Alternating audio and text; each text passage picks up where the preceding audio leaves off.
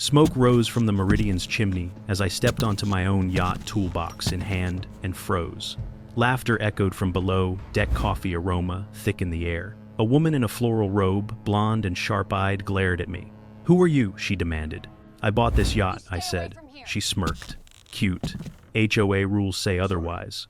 From behind her, a hulking man appeared, and kids peeked nervously. 10 minutes later, 2 men in reflective vests arrived, clipboard in hand. My yacht, my property, was suddenly off limits. And in that moment, I realized this wasn't just about a boat. It was about control, power, and how far someone would go to keep it. Karen Clark didn't just stand on my yacht. She owned it in her eyes. Arms crossed, robe slightly, rumpled eyes, sharp and calculating. She scanned every corner of the Meridian with that smug smirk every HOA tyrant seems born with. "Mr. Moore," she said, voice crisp, "you're making my family uncomfortable.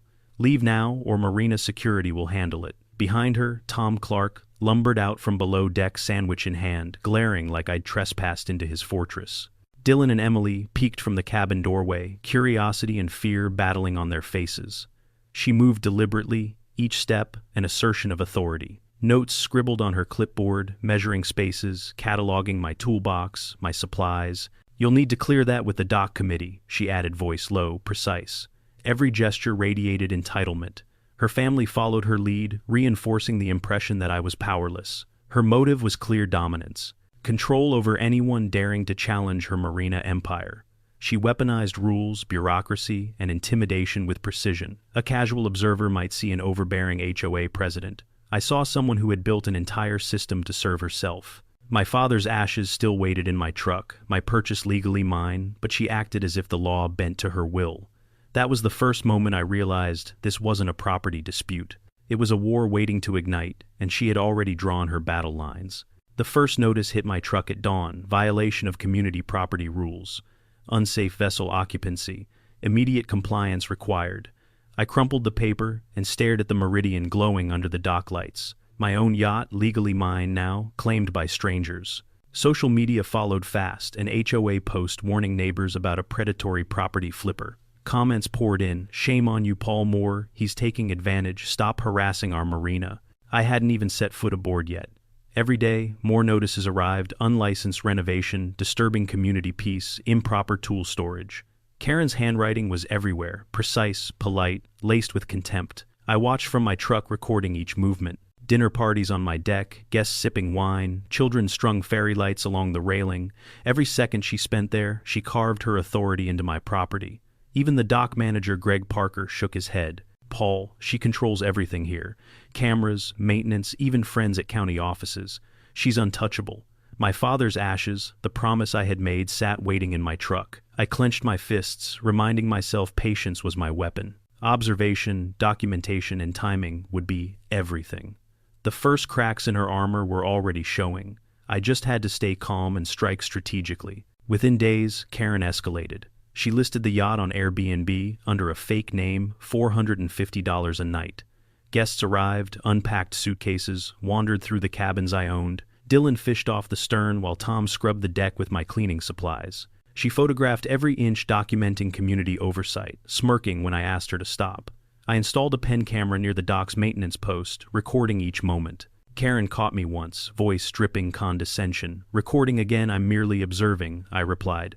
She smirked, like she had won a battle. Every violation, every intrusion, was calculated to assert dominance, to show power over my legally owned yacht. Because I worked in construction, I noticed everything: furniture, rearranged tools, displaced, varnish, scuffed. Each act was subtle but purposeful. I compiled video clips, photos, and notes. Every gesture, every smile, every casual glance became a piece of evidence. Karen wasn't sloppy. She was precise, meticulous, and I knew that in her arrogance she was leaving breadcrumbs I could follow to dismantle her empire. Then came the tangible consequences. My tools disappeared from the cabin. Cleaning supplies vanished. Liberty Tide had become a floating Airbnb staging ground. HOA fines stacked up like bricks. $3, $200 total charged for unauthorized presence, disturbing community peace, unlicensed renovations, and aggressive posture toward an HOA board member. Each letter arrived with Karen's polished signature, a reminder of how far she would go. Every night I watched from my truck, recording dinners, laughter, and games on my deck. Her children strung fairy lights, guests toasted champagne glasses, oblivious to my presence. My father's ashes, meant to be scattered at sea, remained untouched. Each clink of glass and burst of laughter felt like a knife to the gut. Yet these losses became fuel. Each violation, every dollar claimed in fines, every smug smile added to the mosaic of her arrogance. I documented meticulously, knowing patience was essential. The yacht wasn't just property, it was legacy. Every detail mattered, every photo, every observation, a weapon waiting for the right moment. For the first time, I understood the power of long-game strategy, enduring humiliation to build an irrefutable case. Within a week, the HOA's reach grew. Sheriff Deputy Miller, a friend of Karen's, arrived with a warning. "You're not allowed on the vessel until HOA claims are resolved." My heart sank. My legally purchased yacht was suddenly off limits. 10 minutes later, 2 men in reflective vests arrived, clipboard in hand. Not police, just HOA security, acting as authority. "Sir, de-escalate and comply with HOA rules," one said. Every second my blood pressure climbed. Karen smirked, observing from the dock. "Better luck next time, Mr. Moore." Greg Parker, the dock manager, leaned close. Paul, her husband, used to work in code enforcement. Friends at the county office. "She can make your life hell." I clenched my fists but said nothing. Every encounter, every interaction fed my strategy. Patience and documentation became weapons. The authorities' presence was an obstacle, yes, but also a lens into her overreach and willingness to abuse the system. Every smile, every threat, every action now counted as evidence for the coming confrontation. The breakthrough came when Miguel found Karen's Airbnb listing. My yacht, Liberty Tide, rented out nightly, completely under her control. Guests posted photos of my deck, furniture, and woodwork, all labeled luxury marina living. Reviews praised her hospitality, unaware it was my property. I installed cameras aimed at the dock and recorded Karen collecting cash envelopes, directing her husband and children, moving boxes under the guise of HOA maintenance. Each clip confirmed it. She wasn't just squatting. She was committing organized fraud. Then came Harold Brennan's estate paperwork. Karen had been listed as caregiver and beneficiary, her signature forged. $40,000 funneled into her pocket. Elder abuse, insurance fraud, HOA, embezzlement, all converging. I met with Rosemary Ree, maritime lawyer. Her words were clear: no court fight yet. Gather every piece of evidence, prepare for the federal intervention. Over the next week, I cross-referenced leases, confirmed expired marina permits, and validated state authority over navigable waters. Karen tried to move the yacht in the night. I restrained my anger, documenting every step. This wasn't about immediate retaliation. This was strategic dismantling. Every letter, every interaction, every HOA violation she sent, every smirk, every order became fuel. By sunset, Liberty Tide shimmered under dock lights, a fortress of entitlement. But for the first time, I saw the blueprint of her downfall.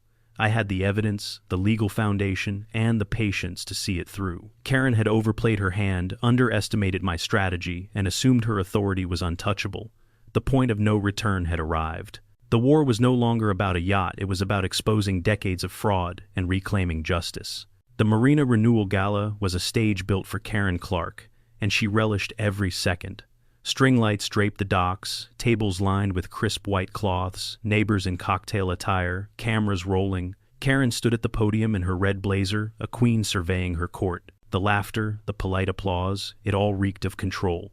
I stepped forward from the crowd, folder in hand, crisp suit, calm demeanor. Heads turned, murmurs rippled through the marina. "Paul Moore," she said, voice icy, eyes narrowing. "I wasn't aware you were invited." "I wasn't," I replied steadily. "But since you're preaching transparency tonight, I figured truth deserved a seat at the table." The crowd stiffened. Cameras swiveled. Karen's smile faltered just slightly as I approached opening the folder. Documents peeked out: legal filings, insurance forms, Airbnb listings, and evidence of financial misconduct. "Sir, this event is for HOA members only," she snapped. "Good thing I own a yacht right here, then," I said. Quiet laughter rippled through the audience. For the first time, the faint tremor of unease crossed her face. I laid out evidence meticulously. Signed, invoices under HOA, letterhead, envelopes of cash, Airbnb listings using Liberty Tide, and forged insurance forms. Gasps rippled across the room. Board members whispered. The tension thickened. Karen's eyes darted nervously, her perfect poise cracking. "These are allegations," she tried. "You have no proof." I tapped the folder, voice calm but firm. "Proof is here. And while you hosted parties on my yacht, I documented everything. Hidden cameras captured her movements, her husband hauling envelopes, her children directing guests. Screens projected live footage, leaving no room for doubt. The murmurs turned to whispers of outrage as Agent Martinez emerged, badge flashing. "Karen Clark, you are under federal investigation for fraud, embezzlement, forgery, elder financial abuse, and obstruction of justice," he announced. Karen froze, rigid eyes wide. Panic rippled through her bored allies. "Impossible," she stammered. Every plan, every bribe, every cover-up exposed in real time. The empire she built with intimidation and deceit was crumbling. The arrest was swift. Karen grabbed the podium, shrieking, "You'll regret this, I'll make you pay," but the federal agents guided her toward the waiting van. Handcuffs clicked, the crowd hushed. Tom Clark bolted. 2 officers intercepted him. Board members sat frozen, whispers dying into silence. I stepped onto the dock, observing breathing in the salty air. Liberty Tide glimmered under the marina lights, empty for the first time in months. Every clink of glasses, every laugh that had mocked me, it was gone. The yacht's heartbeat, steady and calm, was finally mine. Agent Martinez and Rosemary approached, nodding slightly. The federal sweep dismantled Karen's HOA network. Patricia Parker and Gavin Miller were taken for questioning. Restitution, fines, and jail sentences awaited. Her empire of fear, once untouchable, lay exposed. Karen screamed from the van, but no one flinched. Cameras recorded everything: her arrogance, her threats, her collapse. The humiliation was absolute. I ran a hand along the polished railing, whispering, "Welcome home." Liberty Tide, my yacht, was no longer a battlefield. Ownership, justice, and control had returned to their rightful place. The crowd slowly dispersed, awe and relief painted across their faces. The tide had turned, and for the first time since this nightmare began, I could breathe. The marina had changed overnight. No HOA banners, no violation notices, no prying eyes.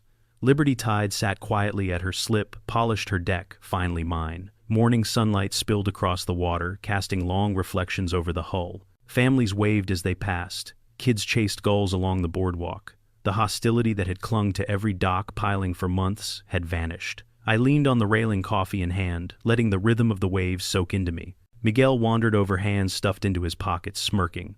"Feels different, huh?" "Different," I replied. Calm, finally.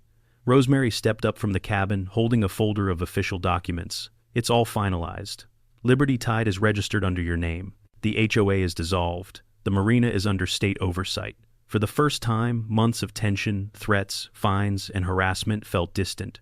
The yacht, my father's ashes, my promise, they were finally in my control. I let my eyes drift across the dock. Neighbors nodded, some offering quiet apologies. One older man whispered, "Didn't realize how deep it went."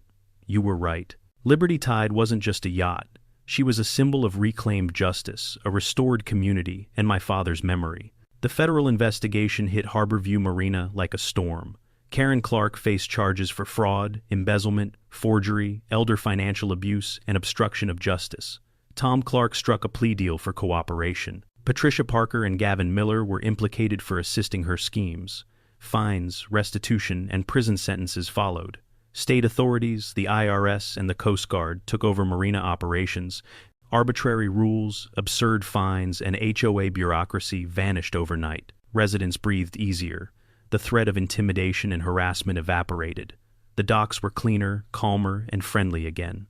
The local news picked up the story. Headlines celebrated the takedown of Karen's multi-million-dollar fraud and credited residents like me for standing firm. No longer was my name dragged through the mud. It became synonymous with vigilance, persistence, and justice. People came by, curious, respectful, some apologetic. For once, my reputation was intact, restored alongside the marina's order. Liberty Tide became a local symbol. Visitors asked to take photos. Tourists and locals alike admired her polished decks and calm presence, unaware of the months of conflict it had taken to reclaim her. I walked the deck alone at sunset, Liberty Tide, rocking gently, the engine humming beneath my feet. Miguel and Rosemary joined me, each with a coffee in hand, sharing quiet smiles. The marina had been restored, the yacht reclaimed, yet Karen's shadow lingered, a reminder that vigilance never ends. That morning, I scattered my father's ashes into the wind, watching them drift across the horizon, carried by the same breeze that had brought me to this point. Freedom, literal and symbolic, filled my chest. Liberty Tide wasn't just a yacht. She was my father's memory, my victory, and the symbol of a system corrected.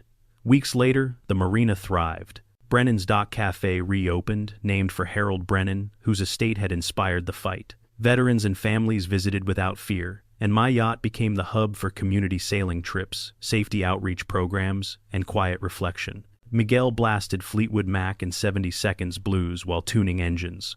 Rosemary handled nonprofit logistics. I kept the helm steady, ensuring no one could take this from us again. A letter arrived from prison, Karen's final threat: every tide turns eventually. You might have my HOA, Paul, but you'll never have peace. I burned it without a word. Miguel chuckled. Still thinks she's the queen. I shook my head. Letter. Liberty Tide cut through calm waters at dawn sails, full engines steady. The marina faded behind us. I breathed in the salty air and whispered, let's go home. Months of shouting fines, lawyers, and threats dissolved into the wind.